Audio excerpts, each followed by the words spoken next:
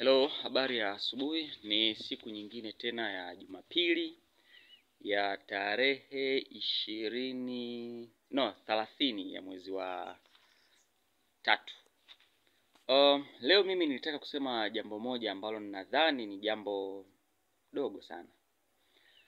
Hivi ulishawahi kujiuliza kwa nini I'm talking about forex. Hivi ulishawahi kujiuliza kwa nini gari inapotaka kuondoka ukiswitch on, kitu cha kwanza ambacho utatakiwa ukifanya ni kuweka gia namba 1. Yaani watu wa physics wanasema always acceleration start from zero. Acceleration start from zero. Yaani whatever you want to do, you must start with zero. Lakini pia apart from that, gari kitaka kuondoka inaanzia na namba 1 ndio upande gia 2, 3 na kuendelea. Maana yake ni kwamba when you want to start business like this forex trading, unachokihitajia kikubwa ni kuhakikisha kwamba unatumia kwanza nguvu kubwa na uwe na ustahimilifu wa subira, kwa sababu mwanzo ni mgumu sana, na ili uweze kuumudu huu mwanzo lazima ukubali kwenda slow, uende taratibu. Sio umeanza kujifunza forex last week, today una deposit $5,000, $10,000 then you want to take off. No. Lazima hapa chini uweze kutoil, na kama utaruka process. Ukiruka process it means utakuja kusuffer consequently baadaye. Ndio maana anasema hata katika ukuaji wa mwanadamu, akiruka stage yoyote baadaye, hata kama atakuwa mzee, atakuja kurudia ile stage au utu uzima.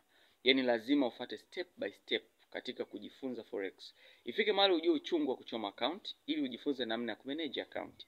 Ifike mahali uone namna ambavyo ukiwa kwenye trade saa nyingine roho inapita juu juu.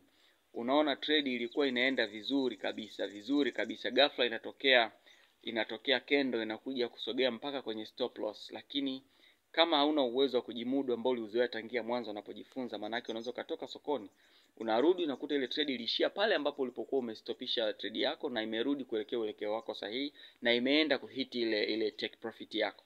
So big issue ni kwamba mwanzo ni mgumu na unatakiwa kuhustle sana, lakini tukubali kwamba hizi rocket ikitaka kuondoka huwa inapoteza 80% ya mafuta.